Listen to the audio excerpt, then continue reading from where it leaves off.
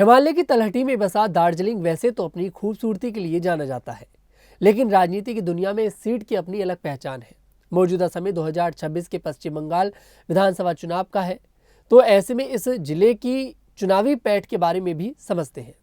दार्जिलिंग जिले में 3 पहाड़ी, दार्जिलिंग, कर्सियांग और कलिम्पोंग, और 3 मैदानी, सिलीगुड़ी, फांसीदेवा और माटीगाड़ा, जो कि नक्सलबाड़ी भी है, ये सीटें हैं।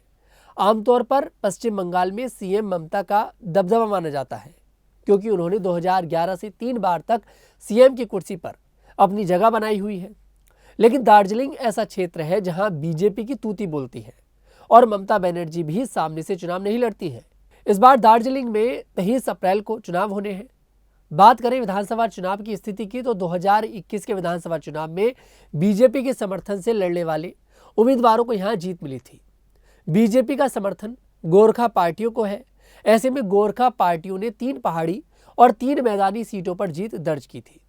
बीजेपी का दबदबा इन सीटों पर न सिर्फ विधानसभा चुनाव बल्कि संसदीय चुनाव में भी साफ नजर आता है। 2014 से बीजेपी उम्मीदवारों ने संसदीय चुनावों में लगातार दार्जिलिंग सीट पर जीत दर्ज करी है।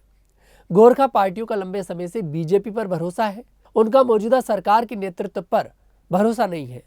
गोरखा समुदाय से आने वाले लोग एक अलग गोरखा राज्य की मांग करते हैं और अपनी मांग को लेकर वो समर्थन पाने की उम्मीद में केंद्र सरकार की सत्ताधारी पार्टी पर निर्भर है।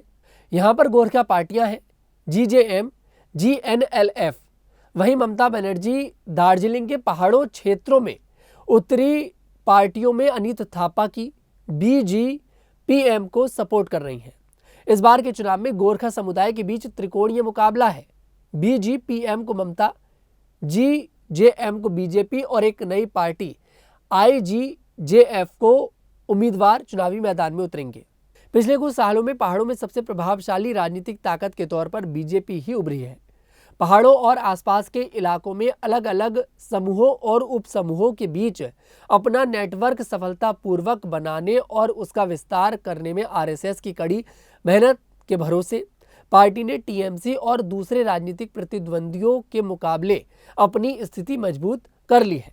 गृह मंत्री अमित शाह का गोरखालैंड मुद्दे के स्थायी राजनीतिक समाधान का दावा शायद एक ऐसा राजनीतिक लालच हो जिसे बीजेपी की स्थिति मजबूत करने के लिए गोरखा पार्टियों के सामने रखा जा रहा है।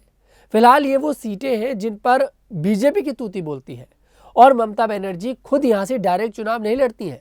ममता बनर्जी दूसरी पार्टी को सपोर्ट करती हैं, तब यहां से एक तरह से चुनाव लड़ा जाता है। कुल मिलाकर ये बीजेपी का एक ऐसा क्षेत्र है जहां पर बीजेपी की आसानी के साथ जीत दर्ज हो जाती है। फिलहाल इस पर क्या है आपकी राय, कमेंट सेक्शन में जरूर बताइएगा। मैं तनुज दीक्षित फिर आपसे मुलाकात करूंगा, तब तक के लिए हमारे साथ देखते रहिए न्यूज़ 15।